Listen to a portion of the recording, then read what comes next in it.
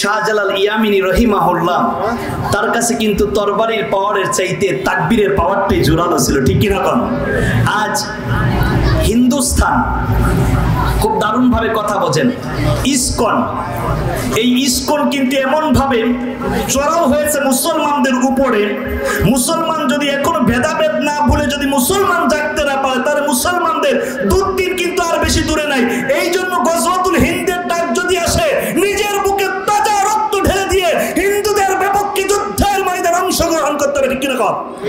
কিতাবুল ফিতান নাসাইর হাদিস 3178 নম্বর হাদিস, বানানো কোনো কথা বলছিলাম। আন সাওবান মাওলা রাসূলিল্লাহ সাল্লাল্লাহু আলাইহি ওয়াসাল্লাম, আল্লাহর নবীর সাহাবী সাওবান রাদিয়াল্লাহু তাআলা আনহু থেকে বর্ণিত, আল্লাহর হাবিব সাল্লাল্লাহু আলাইহি ওয়াসাল্লাম বলেন, ইসাবাতান মিন উম্মতি, শেষ বেলায় কিয়ামতের আগ মুহূর্তে আমার উম্মতের মধ্যে দুইটি দল হবে। কয়টি দল? ইসাবাতান মিন উম্মতি আহরাজাহুমাল্লাহু মিন নার, এই দুইটা দলকে আল্লাহ রাব্বুল আলামিন জাহান্নামের আযাব থেকে বাঁচায়া তাদেরকে জান্নাতের ঘোষণা দিয়েছেন, বলেন না মারহাবা। ইসাবাতুন তাগজুল হিন্দা, হিন্দুস্তানে একটা যুদ্ধ হবে। আল্লাহর রাসূল তো কোনোদিন হিন্দুস্তানে আসেন নাই, কিন্তু আল্লাহর হাবিব সাল্লাল্লাহু আলাইহি ওয়াসাল্লাম যেই কথা বললেন, এইটা তো মহা সত্য কথা, আর এই কথার উপরে বিশ্বাস স্থাপন করে নেওয়ার নাম হলো ঈমান। নাম কি? ঈমান। তার মানে হিন্দুস্তানে একটা যুদ্ধ হবে, এই কথা আল্লাহর হাবিব বলেছে, আপনারা বিশ্বাস করেন? কিতাবুল ফিতান নাসাইর হাদিস 3178 নম্বর হাদিস, বোঝেন কথা। হিন্দুরা যতই লাফালাফি করুক, আল্লাহর নবী বলেছেন ওই যুদ্ধে মুসলমানেরা বিজয়ী হবে। সুবহানাল্লাহ বলবেন না? তাহলে ওই যুদ্ধে যদি মুসলমানরা বিজয়ী হয়, তাহলে হিন্দুদের বিপক্ষে যুদ্ধ করার জন্য, জিহাদের ময়দানে অংশগ্রহণ করার জন্য এখন থেকে আমাদের প্রস্তুতি নেওয়া দরকার, ঠিক না? আপনি বর্ডারে এসে, সীমান্তে এসে মুসলমানদেরকে হুমকি আর ধামকি দেবেন, তোমরা হিন্দুস্তানে যে কয়টা হিন্দু আছো, ওইটা আমরা মরিচের লুকমা বানাইয়া গিল্লে খেয়ে ফেলতে পারি, কারণ আমাদের পারমাণবিক অস্ত্র লাগে না। মুসলমানদের সাথে আছে আল্লাহর ঈমানি পাওয়ার। লিল্লাহি তাকবীর, আল্লাহু আকবার, সুবহানাল্লাহ, ঠিক না? আমার প্রিয় ভাইয়েরা, লিল্লাহি তাকবীর, আল্লাহু আকবার, লিল্লাহি তাকবীর, আল্লাহু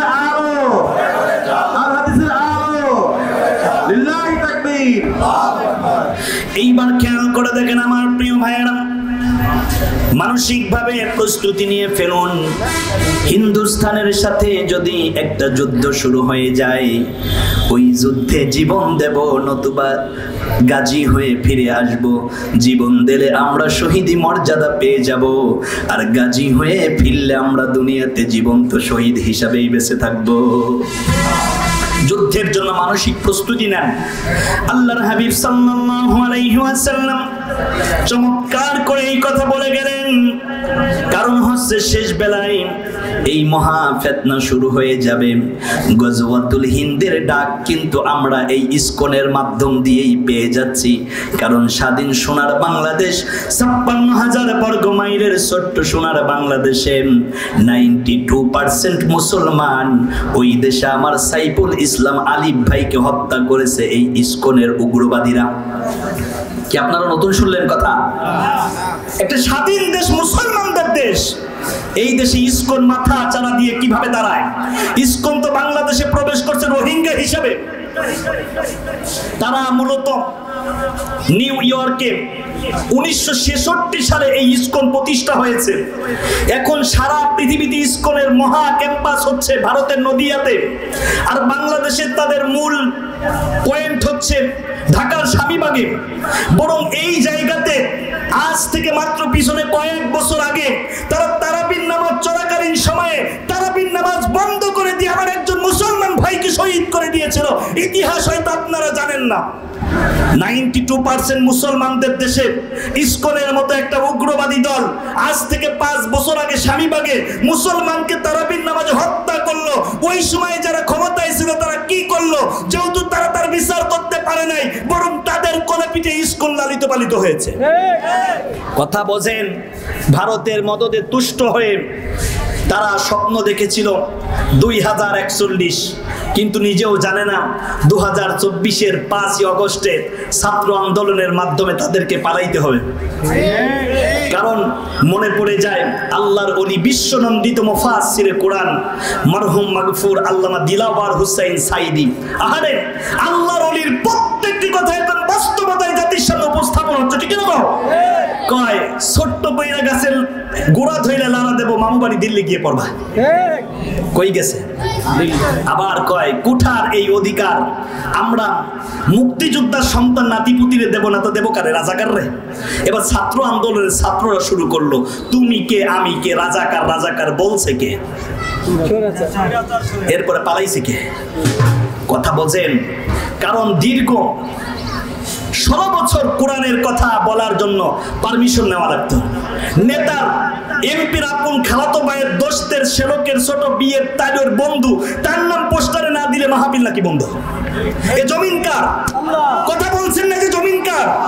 আল্লাহর জমিন, আল্লাহর কোরআনের কথা বলার জন্য কিসের পারমিশন দরকার মিয়া? যেই সরকার, যেই রাষ্ট্র, যাদের আমল থেকে আল্লাহর জমিনে কোরআনের মাহফিলের জন্য পারমিশন নেওয়া হয়েছে, তাদের নাম ইয়াজিদের মতো ইতিহাস রচনা হবে, ঠিক না?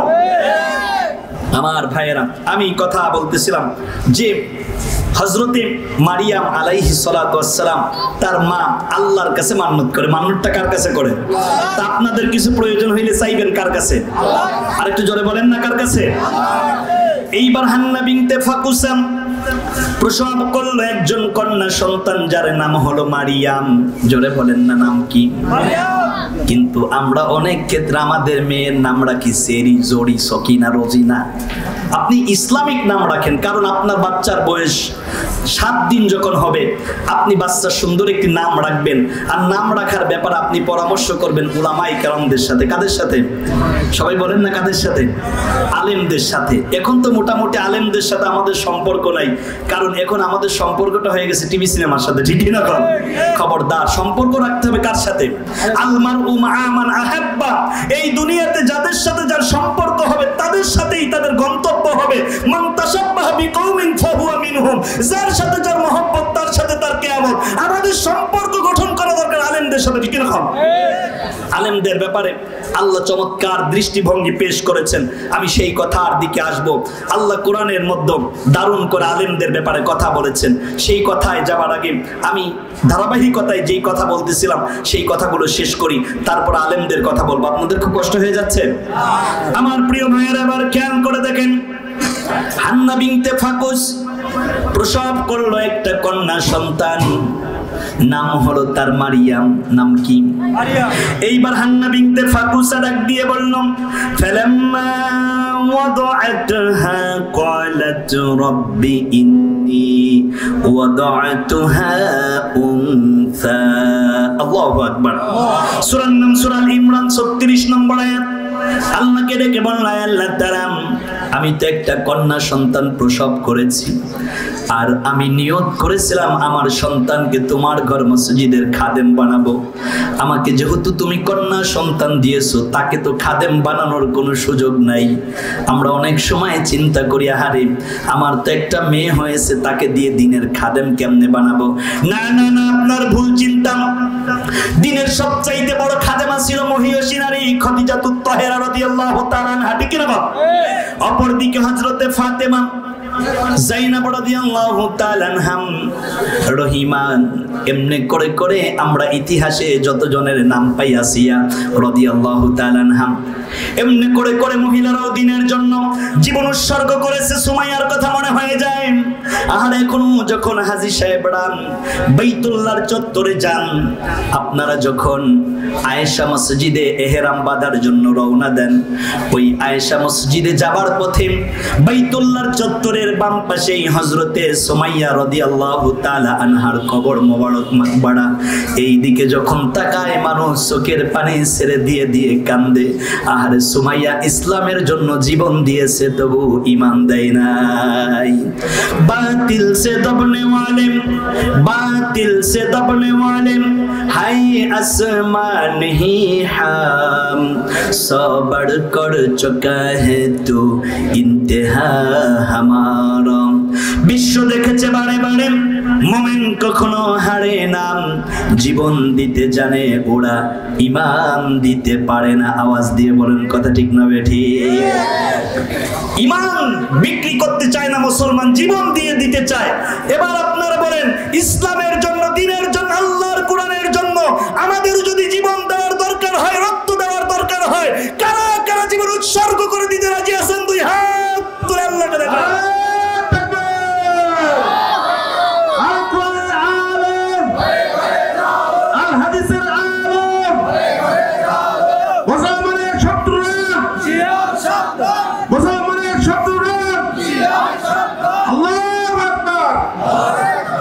এইবার খেয়াল করে দেখেন, আল্লাহ রাব্বুল আলামিন হান্না বিনতে ফাকুসাকে জানায়া দিলেন, হান্নারে চিন্তা করবে না, আল্লাহু আ'লামু বিমা ওয়াদাওয়াত, তুমি যে কন্যা সন্তান প্রসব করেছো এইটা তোমার চাইতে আমি আল্লাহ রাব্বুল আলামিন বেশি ভালো জানি।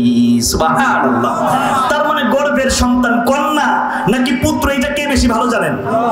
আল্লাহ রাব্বুল আলামিন বলল, হান্নারে এইটা আমি বেশি ভালো জানি। আমি আল্লাহ রাব্বুল আলামিন চাইলে মহিলাদেরকে দিয়েও দ্বীনের খেদমত নিতে পারি। সুবহানাল্লাহ। যেমন দ্বীনের খেদমত মহিলারা করে, আবার খন্নাস মার্কা কিছু মহিলারা দ্বীনের 12টাও বাজায়। কথা বলছেন না যে? একদিকে আপনারা যেমন খাদিজা রাদিয়াল্লাহু তাআলা আনহাকে পাবেন, অপর দিকে আবার আবু লাহাবের স্ত্রী উম্মে জামিলাকেও পাবেন।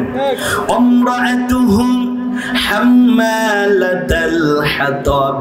কোন সূরা বলেন না? কোন সূরা? সূরা লাহাব।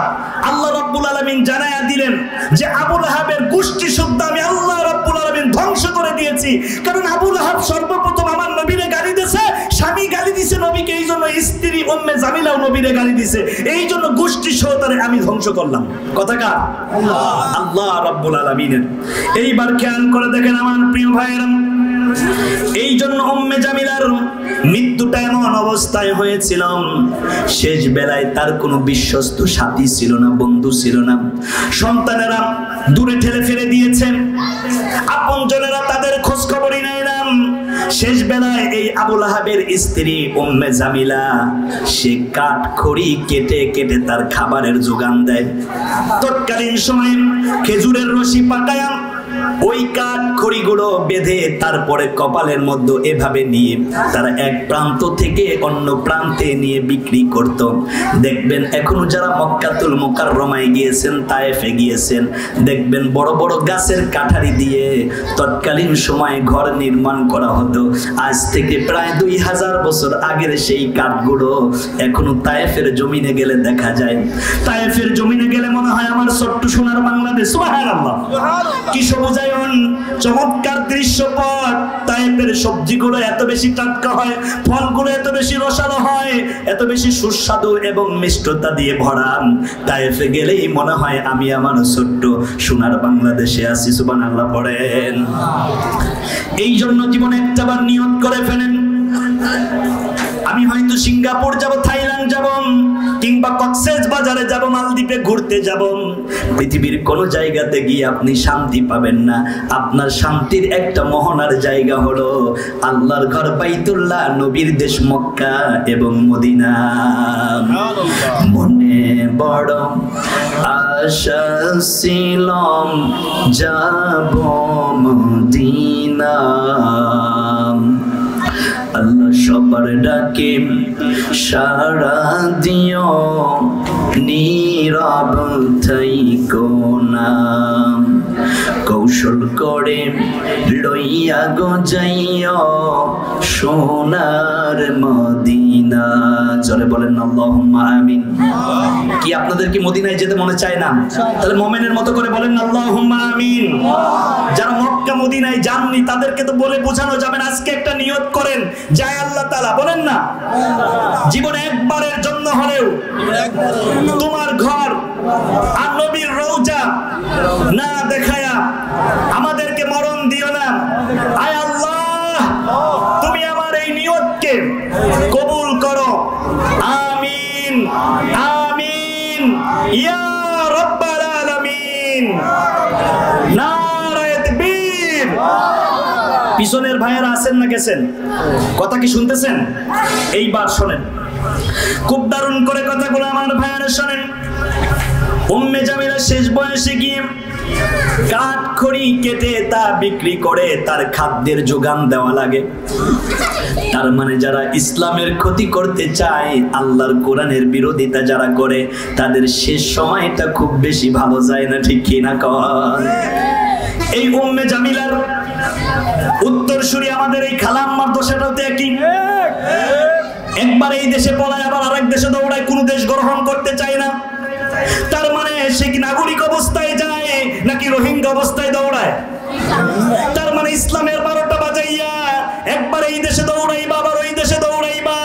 আবু লাহাবের স্ত্রী উম্মে জামিলার যেই দশা, মৃত্যুর সময় কাউকে যেমন কাছে পায় নাই, কোরআনের মাহফিলে যারা বাধা দিয়েছে, 144 ধারা জারি করেছে, আলেম ওলামাকে অন্যায়ভাবে যারা হত্যা করেছে, তাদের অবস্থা আজ হোক কাল হোক বাংলার জমিন উম্মে জামিলার মতোই হবে, ঠিক কিনা কও?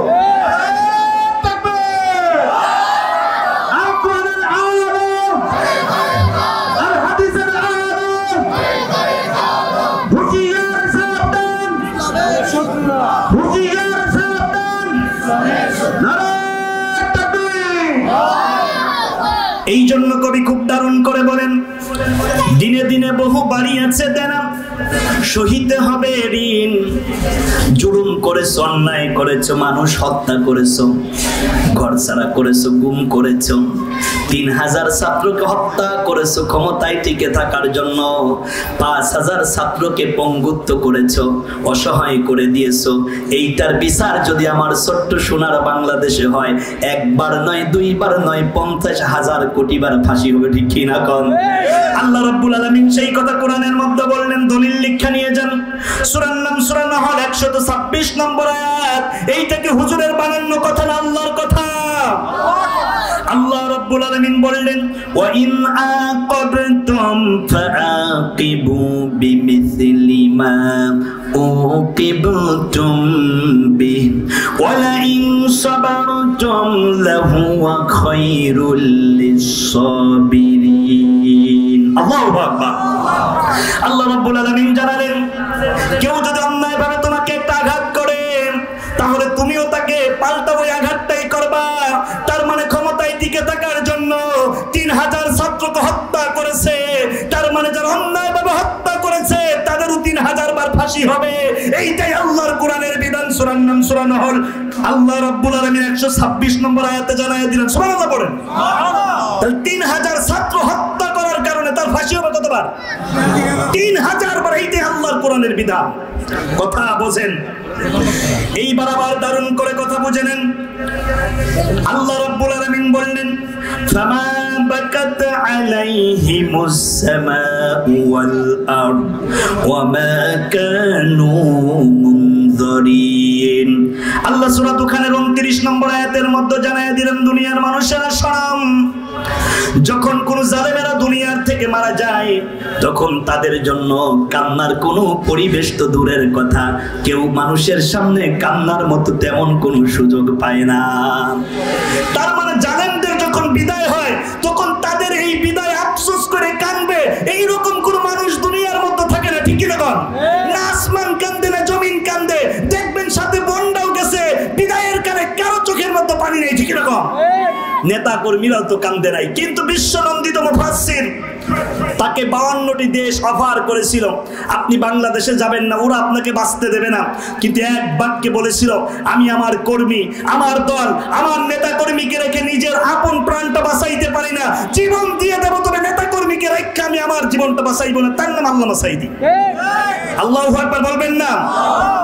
এখন দেখা গেছে আপনি কোন নেতার পিছনে স্লোগান দিয়েছেন, দৌড়াইছেন, নেতার মতো ঠিকই পৌঁড়াইছে, কিন্তু নির্যাতন এখন আপনারা ভোগ করেন। জালেমদের মতো আপনারা এখন ক্ষমতায় আসার আগে আপনারাও যদি তাদের মতো কর্মকাণ্ড শুরু করে ফেলেন, অন্যায়ভাবে মানুষ হত্যা করেন, টেন্ডারবাজি করেন, দুর্নীতি করেন, তাদেরকে ছাত্র সমাজ জাতা পিটা করে বিদায় যেভাবে করেছে, আপনাদেরকে বিদায় করতে 1 সেকেন্ড সময় লাগবে না, ঠিকই না কোন? তার মানে ছোট্ট সোনার বাংলাদেশে দল মত নির্বিশেষে আমরা একাকার হয়ে থাকতে চাই, ঠিকই না কোন? যেই দেশে কোনো দুর্নীতি থাকবে না, ষোড়শী রূপসী একজন নারী সে রাস্তা দিয়ে রাতের অন্ধকারে চলবে, তার সতীত্বের দিকে তাকানোর দুঃসাহস কেউ দেখাতে পারবে না, সেইটা হবে কি আমাদের এই গতানুগতিক এই ধারা দিয়ে, নাকি আল্লাহর কোরআনের একটি সমাজ ব্যবস্থার মাধ্যমে? লিতাহকুমা বাইনান নাস বিমা আরাকাল্লাহ। আপনার সংসদ ভবন থেকে আপনার পরিবার চলবে আল্লাহর কোরআন দিয়ে, বলেন না কি দিয়ে? আপনারা কি সেই কোরআনের পক্ষে আছেন? আমি আমার প্রিয় ভাইরা একেবারে শেষ কথার দিকে চলে এসেছি। জালেমদের মরার পরে দুনিয়ার মানুষ কি বলবে সেই কথা আল্লাহ বলছেন। কথা কার? আল্লাহ। আল্লাহ রাব্বুল আলামিন সূরা আনআমের 45 নম্বর আয়াতের মধ্যে বললেন, ফাকুতিয়া দাবিরুল কওমিল্লাযীনা যালামু আলহামদুলিল্লাহি রাব্বিল আলামিন। এই দুনিয়ায় যখন জালেমদের মরণ হয়ে যাবে, জালেমরা যখন সমূলে নির্মূল হয়ে যাবে, ওই সময় খবরদার খবরদার তোমরা ইন্না লিল্লাহ পড়বা না, জালেমদের মরণের পরে বলবা আলহামদুলিল্লাহ। না হয় নাই, জোরে বলেন আলহামদুলিল্লাহ। এইটা কি হুজুরের কথা না আল্লাহর কথা? তার মানে যদি এই বাংলার জমিনে কোনো জালেম মারা যায় আপনারা ইন্না লিল্লাহ পড়বেন না আলহামদুলিল্লাহ পড়বেন? এইবার দেখেন, যেহেতু একটা হিফজ প্রতিষ্ঠান, আল্লাহর রাসূল সাল্লাল্লাহু আলাইহি ওয়াসাল্লাম হাফেজদের পিতা মাতার সম্মানের ব্যাপারে চমৎকার করে কথা বলেছেন। মান করাল কুরআন ওয়া তাআল্লামাহু ওয়া আমিলা বিহি আলবাসা ওয়ালিদাহু ইয়াওমাল কিয়ামা তাজাম মিন নূর। এই দুনিয়াতে যারা হাফেজের মা হবে, আলেমের মা হবে কিংবা বাবা হবে, আল্লাহ রাব্বুল আলামিন কিয়ামতের ময়দানে তাদের মাথার উপরে নূরের তাজ পরাইয়া দেবে। বলেন মারহাবা। না হয় নাই, জোরে বলেন না মারহাবা। এজন্য আপনারা কি চান কিয়ামতের ময়দানে মাথার মধ্যে নূরের তাজ পড়বেন? তাহলে সন্তানটাকে বানাইতে হবে কোরআনের হাফেজ, আর কোরআনে হাফেজ বানানোর নির্ভরযোগ্য একটা প্রতিষ্ঠান এই হেফজ মাদ্রাসা। ঠিক না বে ঠিক? আরেকটা আসতে বলেন, মহিলারা শুনবেন। তাহলে আপনার সন্তানকে দেবেন কোথায়? হিফজখানায়। আগে কোরআনে হাফেজ বানান, কারণ আমরাও তো কোরআনের হিফজ শেষ করার পরে, আমি এখানে আমার অনেক উস্তাদেরা রয়েছেন। আমি রাজবাড়ী শ্রীপুর লজ্জাতুন্নেসা কামিল মাদ্রাসার ছাত্র, ঢাকাতে জুমা পড়াই। আল্লাহ অনেক ভালো জায়গাতে জুমার ব্যবস্থা করেছেন। তার মানে আমি যে মাদ্রাসায় পড়ালেখা করেছি, আল্লাহ তো এখন দেশ দেশের বাহির আল্লাহর কোরআনের কথা বলায়। তার মানে যারা মাদ্রাসায় পড়ে এরা না খাইয়া থাকে। এই ধ্যান ধারণার জায়গা থেকে বের হয়ে আসেন। আপনার সন্তানটা কোরআনের হাফেজ হবে, আপনার যারা যারা ইমামতি করবে আর পড়বে রব্বির হামহুমা কামা রাব্বায়ানি সগীরা। পারেন সবাই? ঠোঁট মিলিয়ে পড়ুন, রব্বির হামহুমা কামা রাব্বায়ানি সগীরা। আল্লাহ তাআলা ছোট্টবেলায় আমার মা আমার বাবা আমাকে যত স্নেহ আদর ভালোবাসা দিয়ে লালন পালন করেছেন, আজকে মা দুনিয়ায় নাই, বাবা দুনিয়ায় নাই, তোমার রহমতের চাদরে আমার মা বাবাকে তার চাইতে পরম শান্তিতে রেখে দিও। বলেন আমিন। এইবার আমার ভাইয়েরা খুব দারুণ করে কথাগুলো বলেন। আমি তো হাফেজের পিতামাতার সম্মানের কথা বললাম, এইবার হাফেজদের সম্মানটা কি হবে, আলেমদের সম্মানটা কি হবে শুনতেছেন? আল্লাহর রাসূল বললেন, মান করাল কুরআন ফাস্তাজহারা।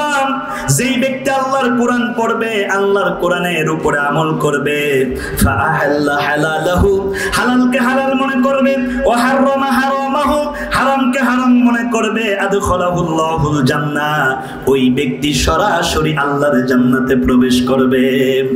একজন হাফেজ একজন আলেম শুধু কি একাই জান্নাতে প্রবেশ করবে? না না না। ওয়াশাফাহু ফি আশরাতিন মিন আহলি বাইতিহি কুল্লুহুম ক্বাদ ওয়াজাবাত লাহুন নার। তারা 5 জন আহলে বায়াতদের মধ্য থেকে 10 জনকে সুপারিশ করে করে আল্লাহর জান্নাতে নিয়ে যাবে, যেই 10 জনের জন্য জাহান্নামের আগুনকে আল্লাহ হারাম করে দিয়েছিল। এইবার বলেন, সন্তানকে হাফেজ আলেম বানানোর দরকার আছে না নাই? আরেকটু আস্তে করে বলে আছে না নাই? আমার প্রিয় ভাইয়েরা, আমার প্রিয় বন্ধুরা, হাফেজদের ব্যাপার, আলেমদের ব্যাপার আল্লাহ রাব্বুল আলামিন জানায়া দিলেন। সূরার নাম সূরা ফাতির 32 নম্বর আয়াত, আল্লাহু ইয়াসতাফি মিনাল মালাইকাতি রুসুলান ওয়া মিনান নাস। আল্লাহু আকবার। আল্লাহ রাব্বুল আলামিন ফেরেশতা এবং মানুষদের, একটু চেয়ার দাও, 5 মিনিটে শেষ করছি। কেমন আছেন? এইবার খুব দারুণ করে কথাগুলো বোঝেন। আমি আপনাদেরকে যদি 5 মিনিট কষ্ট দিই, খুব কষ্ট হয়ে যাচ্ছে? আমার প্রিয় ভাই, অনেক আগের থেকে আমার সাথে পরিচয়, তিনি কথা বলবেন, খুব দূরদর্শী আলেম, কিতাবের অনেক যোগ্যতা আল্লাহ তাকে দিয়েছে। বাস্ততান ফিল ইলমি ওয়াল জিসমি। আল্লাহ কোরআনের জন্য ভাইয়ের কণ্ঠকে আরো বলিষ্ঠ করে দেন, পড়েন আমিন। আমার প্রিয় ভাইয়েরা, আলেমরা তো এরকম হয়, খুব বিনয়ী হয়।